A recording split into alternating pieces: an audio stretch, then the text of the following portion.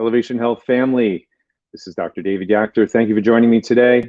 I wanted to speak to you briefly about something important. This month, June, is Diabetes Awareness Month. So it's important that we're focused on doing everything that we can to avoid a condition that's basically affecting one out of every two people. One out of every two people that you know and I know are either diabetic or pre-diabetic. So a lot of times it's an insidious condition. For many of us, we're already dealing with it. So the workshop coming up that we have in 2 weeks is designed to not only address the concerns, but give you the tools and the resources to actually do something about it. I want to share with you a story. You know, I've been in practice, gosh, we're getting close to 30 years here. And so a practitioner going to see all his patients over all this time, you know, is bound to see some pretty dramatic cases every now and then. And I want to share one of those with you because this is one of those things that happens you never forget. Lady walked into my office and she was bent over. She was in a lot of pain. She was stooping significantly and I could hardly even see her face. It was that bad. And she told me her back was hurting. She had pain in the middle of her back. It was killing her. It was excruciating. And I proceeded to take her into the exam room. I examined her spine. I found the problem. There was muscle spasm, tenderness, all the findings that would lead me to believe that she had subluxation.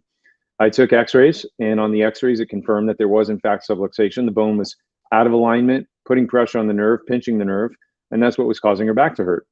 So I said, Georgia, I want you to come with me. Let's see if we can get this bone moving here, get some pressure off the nerve, try to get you some help.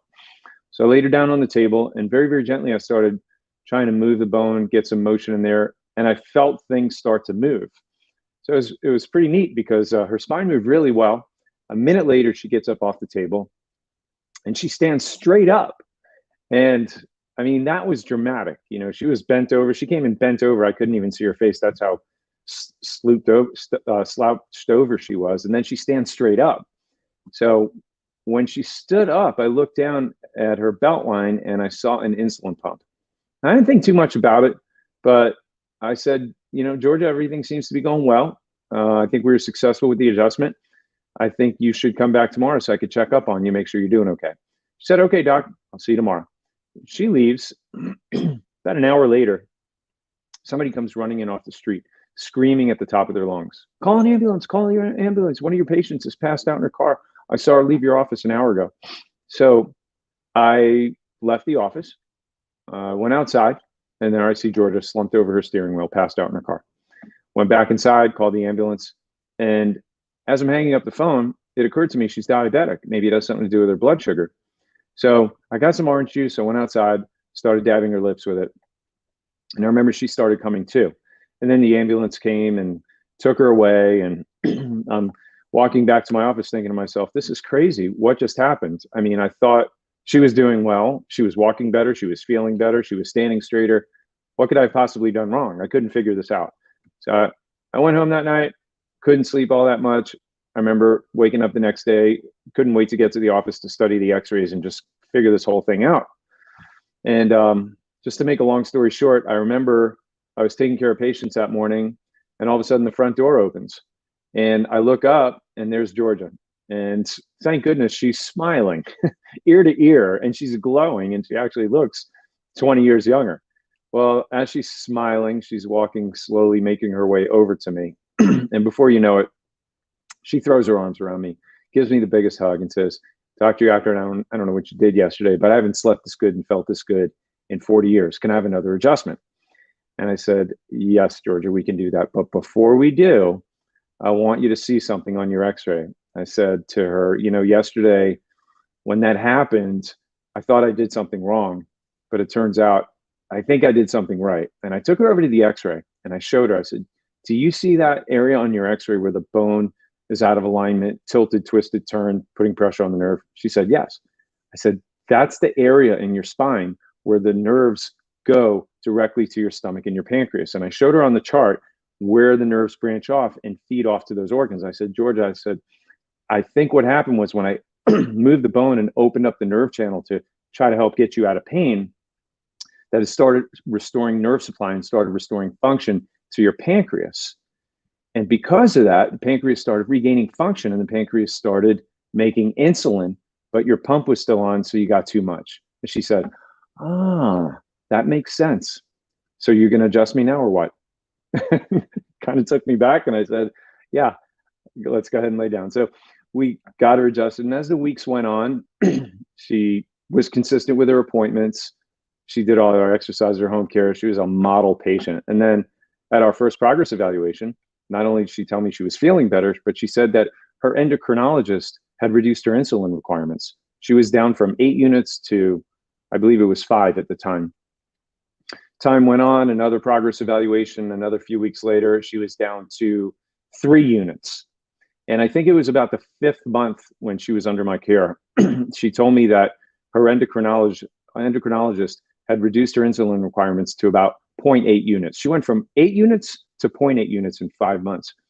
Her endocrinologist had her eligible for a special study at the University of Miami. They'd never seen a 67-year-old brittle diabetic make a recovery like that. And they wanted to know what my clinical protocol was for reversing diabetes, type 1 at that. And I said, Georgia, I'm not going to get on the phone with your medical doctor, and I'm not going to share my clinical protocol for reversing diabetes because I wasn't trying to reverse diabetes. I didn't have a clinical protocol for treating your disease. What I did was correct the subluxation. What I did was find and remove the interference from what was stopping your body from functioning and healing the way God designed it to. And in a way, you can just tell your doctor, I moved the bone and God did the healing. And that's the end of that. There's nothing for me to share beyond that. I would have done the same thing if your condition was for the heart, or if it was a thyroid condition, or you had cancer or a headache or a common cold. My approach still would have been the same thing. Find and remove the interference so that your body could heal itself. So what I learned in this case was that not only is there no limitations to an individual's healing if you remove the interference and you keep those nerve channels open long enough, but I also was reminded of the fact that she'd been diabetic for 40 years. She'd gone to nutritionists. She was taking supplements. She was on an anti-inflammatory diet. She was managing her blood sugar as best she could. And she was doing all the right things. But the most commonly overlooked source of what stops a person from getting well and healing is nerve interference. And this was overlooked for decades in her life. And once that was finally unlocked and that problem was solved, it took her function and healing to a whole nother level. And I'm not saying it's not important to eat good and exercise and take supplements and do all these things. Of course, I'm going to address all of that at the workshop. But the most important part of anyone's health and anyone's healing is proper nerve supply. And if you do all the other things and you neglect that, you'll never be at 100%. I can tell you that much I know for sure after being in practice for all these years. I wanted to share this story with you because it always reminds me of how powerful one adjustment could be, let alone a person who stays under care year after year, decade after decade, how it changes and transforms lives and helps you stay out of doctor's offices, off of medication, and out of hospitals. There is nothing else on planet Earth that can do that.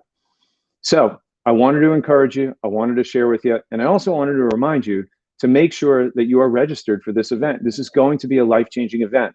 So think about who you love and care about, family members, friends, coworkers, whoever it is. Make sure you click the link below, and so you can get your free tickets and everybody can be there and live, learn, grow, and change.